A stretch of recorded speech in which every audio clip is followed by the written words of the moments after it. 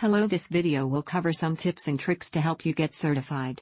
Taking exams can be nerve-wracking at the best of times, regardless if you are looking at obtaining project management certifications such as PMP, Prince2, etc., or furthering your education in any field. The one aspect which cannot be denied is being prepared, and that goes for most things in life. There can be other factors which can assist with being prepared to take that exam, and the following are some tips and tricks which you may consider using before taking that test. Reading through some of the tips and tricks may seem like common sense, and you will work out that most things normally relate to what is common sense, but we are all different and there could be some elements which may have not been considered as an opportunity to remember an answer to a possible question. To that end, the following are a few tricks which have been of assistance to people I have spoken to over the years, and you may find them useful, and possibly apply to certification exams. Attempt the easy questions first. Don't spend too much time working out the answer to the complex question first, save the time. No matter the question, there are always some clues and sections that are easier than others. Possibly use those to help answer harder ones and to build confidence. Leave answers blank when unsure, and only lightly pencil in those partly known. So when applying this method during a certification exam, skip hard questions and leave them blank the first or second time through your exam. Exam creators like to put hard questions near the beginning to test understanding.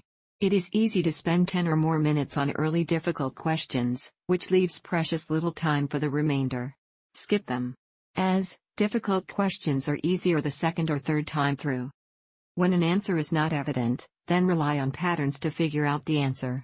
So applying this in exam conditions, look for distractors, for example, oxymoron like assumption constraint, to spot incorrect answers. Look for answers that have 3 commonalities between them and one that does not. Odds are good that is the correct answer, but not always. Wording from one question can help you with others.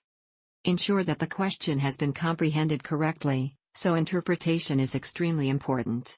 Exam writers want more than someone who can recall the answer, but think of it instead. For instance, suppose a question is encountered that makes common sense but contradicts your understanding. An example of this can be, and this during preparation to take the PMP exam, a question regarding paying bribes to get a project approved in a foreign country where the practice is common was asked. That option would not be the correct answer because it violates the Prime Minister body of knowledge. Consider using multiple iterations to complete answers, unless you love doing tests, and it is a common occurrence for you. This is not the case for the rest of us. Prepare by doing 2 or 3 iterations of reading through and answering questions on the exam. Follow rule number 1, that is, leave blank every hard answer encountered on the first read-through. Flag any questions partly sure, as mentioned in rule number 2. Doing practice exams also enables discussions, and it is during these discussions that you work out that changing an answer or two can lead to discovery that the first answer was correct after all. Ensure this does not happen to you during the exam. Leave answers blank until you are sure of them. The best guess, not very scientific, but at times a fallback, especially when time is almost up and there are still unanswered questions. There is no penalty for guessing, only for not answering a question. Try to pace yourself, so time management is a must so you don't make an educated guess on too many questions. If you are seriously close to the end, put down any answer. When in serious doubt, and this may be a myth, but the answer B occurs most often in exams.